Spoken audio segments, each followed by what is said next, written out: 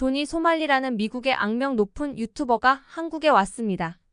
그는 일본, 중국 등 다양한 나라에서 돌아다니며 악행으로 민폐를 끼쳤는데요. 이러한 민폐에도 그가 미국인이라는 이유 때문에 그 강한 일본이나 중국도 아무 대처도 못했습니다. 그런데 한국만 다르게 소말리에게 특별 대우를 했다는데요. 도대체 어떻게 특별 대우를 했는지 자세히 알아보겠습니다.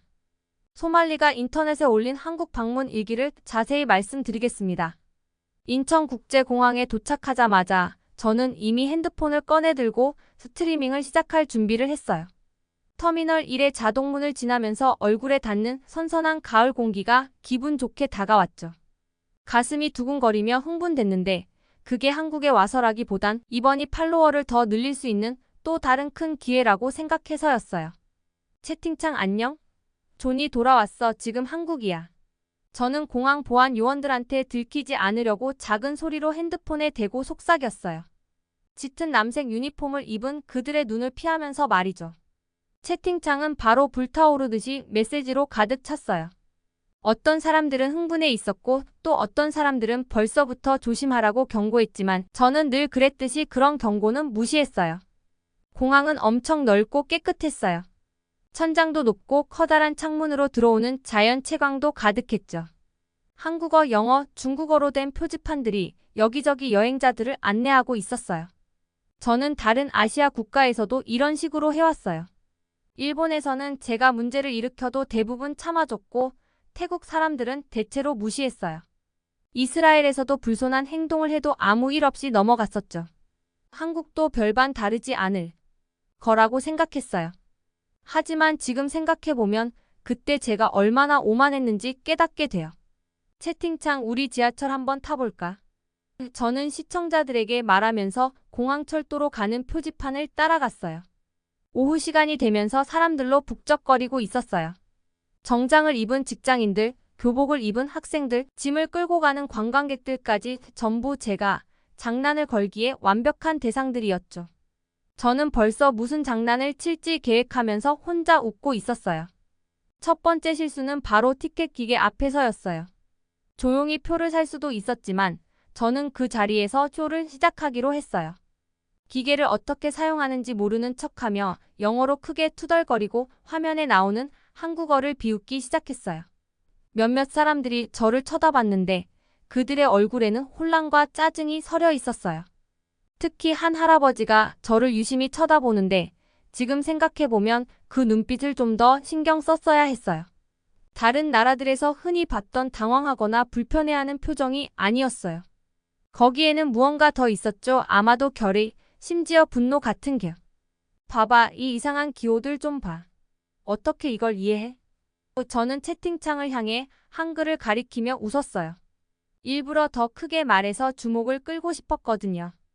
한 정장 입은 젊은 여성이 아마 저를 도와주려고 다가오려 했지만 저는 재빨리 돌아섰어요. 도움엔 관심 없었죠. 저는 제 스트림의 반응을 얻고 싶었으니까요. 드디어 서울역으로 가는 표를 샀어요. 제가 탄 지하철 칸은 절반 정도 차 있었는데 제가 하려는 일엔 딱 알맞았죠. 자리에 앉아 핸드폰을 세워 저와 다른 승객들 모습이 다 나오게 세팅했어요. 에어컨이 부드럽게 돌고 있었고 지하철은 부드럽게 출발했어요. 이제 재미 좀 볼까? 저는 채팅창에 속삭이며 공항에서 일부러 사온 김밥을 꺼냈어요. 그냥 먹는 대신 일부러 부스러뜨리면서 바닥에 떨어뜨렸어요. 맞은편에 앉아있던 중학생이 눈을 동그랗게 뜨고 제가 어지럽히는 모습을 쳐다봤어요. 그 학생의 친구가 한국어로 뭐라고 속삭이더니 둘이 다른 자리로 옮기더라고요. 그때는 몰랐지만 사실 그 지하철 칸에서 이미 누군가가 저를 촬영하고 있었어요. 저처럼 재미나 엔터테인먼트 때문에 찍는 게 아니었어요. 그 사람은 제가 하는 모든 행동을 기록하며 다른 사람들과 공유하고 있었어요. 그리고 그 사람들은 곧 저의 가장 큰 악몽이 될 존재들이었죠. 한국의 소셜미디어는 이미 제 도착 소식으로 들썩이고 있었어요. 지하철은 서울을 향해 달리고 있었고 저는 세상을 다 가진 듯한 기분이었어요. 스트리밍은 점점 높은 조회수를 기록하고 있었고 댓글도 끊임없이 올라왔죠. 슈퍼챗도 쏟아지면서 제가 한계를 넘게 부추기고 있었어요. 멀리 서울의 스카이라인이 보이기 시작했어요. 하늘을 향해 솟아오른 현대적인 빌딩들, 이번에도 성공적인 아시아 여행의 완벽한 배경이 되어줄 거라 생각했어요. 하지만 이번엔 달랐어요. 한국 네티즌들이 벌써부터 조직적으로 저를 추적하고 제가 움직이는 곳마다 감시할 거라는 걸 저는 전혀 몰랐어요. 한국은 제가 무례하게 굴었던 다른 나라들과는 다를 거라는 걸 곧 깨닫게 됐어요.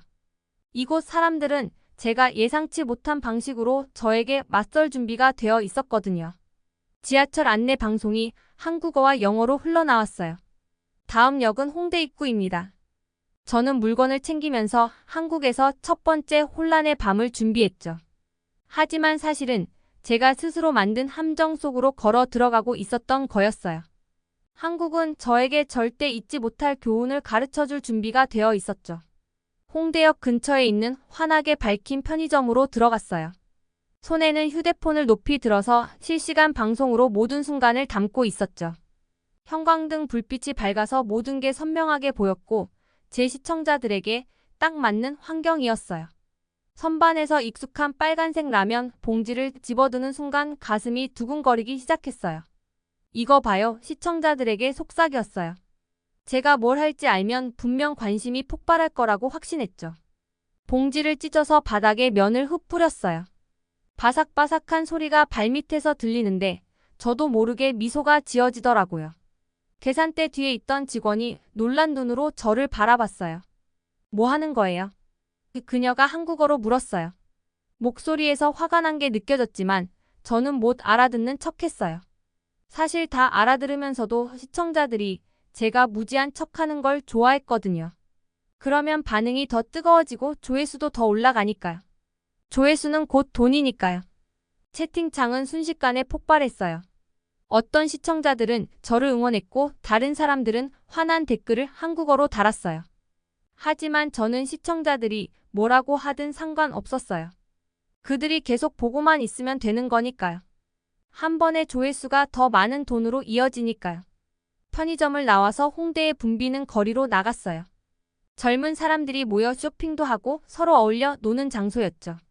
다음 타깃도 이미 정해놨어요. 가방에서 일본의 제국주의 깃발을 꺼냈어요. 한국인들에게 고통스러운 역사를 떠올리게 할 상징이었죠. 길거리 공연자들과 북적이는 카페 옆을 지나며 깃발을 높이 들었어요. 사람들이 하나둘씩 저를 보기 시작했어요. 대학생 몇 명이 대화를 멈추고 저를 쳐다보고 있었고 어묵을 팔던 할아버지는 고개를 절레절레 흔들었어요. 하지만 저는 계속 걸으면서 그들의 반응을 카메라에 담았어요. 봐요, 얘네들 반응 좀 봐요. 시청자들에게 말하며 사람들의 얼굴을 줌으로 확대했어요. 저는 계속 이동하는 게 규칙이었어요. 한 곳에 너무 오래 머무르지 않는 거죠. 그래야 누가 잡으러 오기 어렵거든요. 이런 자극적인 행동들 사이에서도 저는 배경에 주의를 기울였어요. 평범한 벽, 흔한 거리만 나오도록 했어요. 제 위치가 노출되지 않도록 말이에요. 적어도 저는 그렇게 생각했죠. 사소한 디테일조차도 저를 추적하는 데 쓰일 수 있다는 건 전혀 몰랐어요. 그날 오후 저는 버블티 가게 근처에서 젊은 여성들 무리를 발견했어요. 카메라를 켠 채로 그들 쪽으로 다가갔어요. 헤이 레이디즈, 영어로 불렀어요. 일부러 불편하게 느끼게 할 단어들이었죠. 그들은 무시하려 했지만 제가 계속 따라가면서 불쾌한 질문들을 던지자 발걸음을 빨리 했어요. 왜 그래요? 그러지 말아요. 저는 비꼬듯 말했어요. 시청자들이 이런 장면을 좋아할 거라는 걸 알고 있었죠. 여성들은 급히 근처 가게 안으로 들어갔고 저는 웃으면서 카메라를 향해 돌아봤어요. 봐요, 이렇게 사람들 불편하게 하는 거 너무 쉽죠? 다른 가게 주인들의 화난 시선은 보지 못했어요. 검은 재킷을 입고 핸드폰을 빠르게 조작하는 한 젊은 남자도 못 봤어요. 그는 제 위치를 온라인 포럼에 공유하고 있었죠.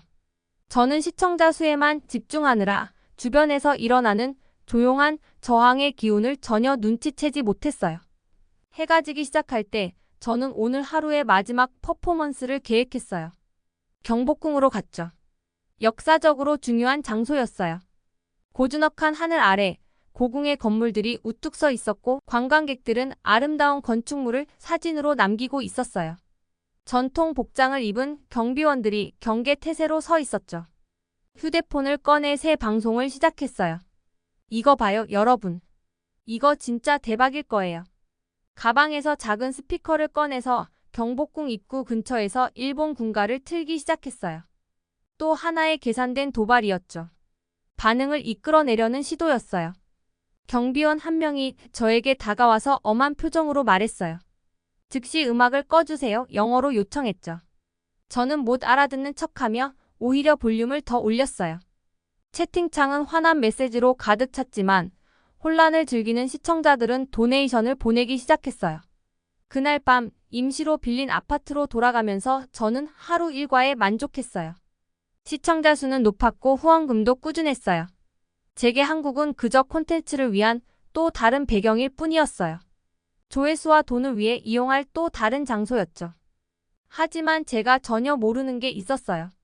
서울 곳곳의 PC방에서 메신저 앱과 온라인 포럼에서 한국 네티즌들이 이미 움직이기 시작했다는 거죠.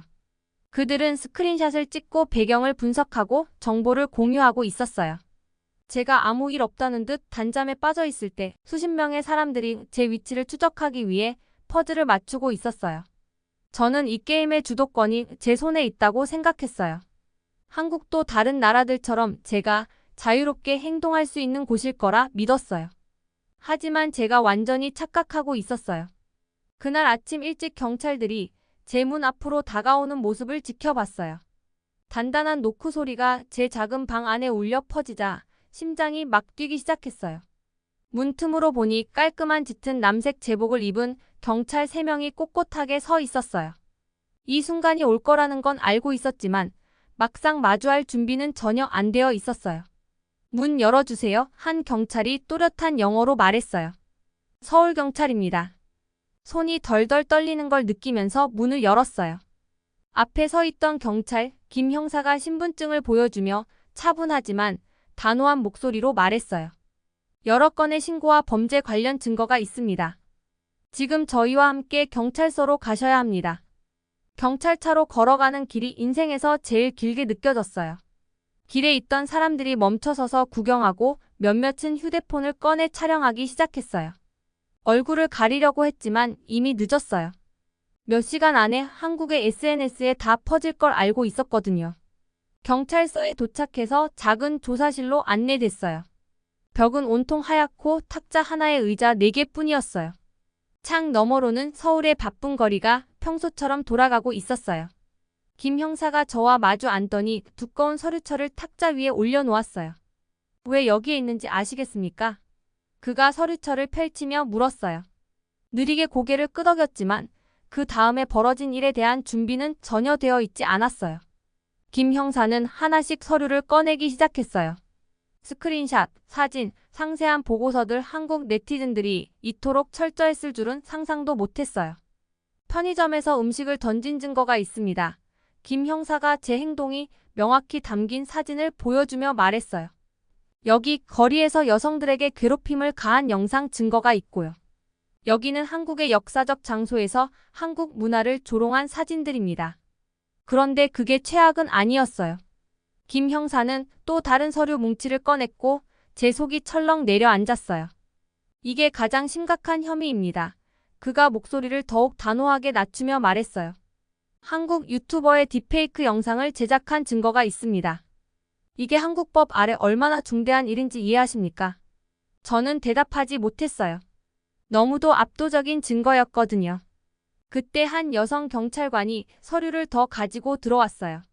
유튜버가 정식으로 고소를 접수한 상태입니다. 그녀가 설명했어요. 딥페이크 콘텐츠 제작과 유포에 대한 최대 형량은 징역 7년입니다. 추가로 출국 금지 처분도 가능해요. 7년? 출국 금지? 그 말들이 가슴을 세게 치는 것 같았어요. 이렇게 될 줄은 몰랐어요. 한국은 그냥 또 하나에 잠깐 머물다 갈 곳일 뿐 여기서 이렇게 될 줄은 상상도 못했어요. 상황을 분명하게 설명해 드리겠습니다. 김 형사가 몸을 앞으로 숙이며 말했어요. 당신은 공공장소에서의 추태, 괴롭힘, 재산 손괴, 영업방해 등의 여러 혐의를 받고 있습니다. 하지만 딥페이크 혐의가 가장 심각합니다.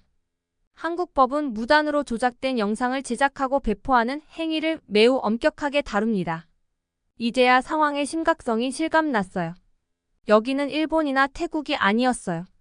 예전에는 어떻게든 빠져나갈 수 있었지만 한국 경찰은 철저하게 수집된 수많은 증거를 가지고 있었고 그 증거는 한국 네티즌들의 끈질긴 노력 덕분이었어요. 비자 상태도 문제가 될 수 있습니다. 여성 경찰관이 덧붙였어요. 미국의 영주권자이지 시민이 아니기 때문에 유죄 판결을 받으면 귀국도 제한될 수 있습니다. 입이 바짝 말랐어요. 그게 무슨 뜻이죠? 중대한 범죄 유죄 판결은 강제 추방으로 이어질 수 있습니다. 그녀가 차분하게 설명했어요.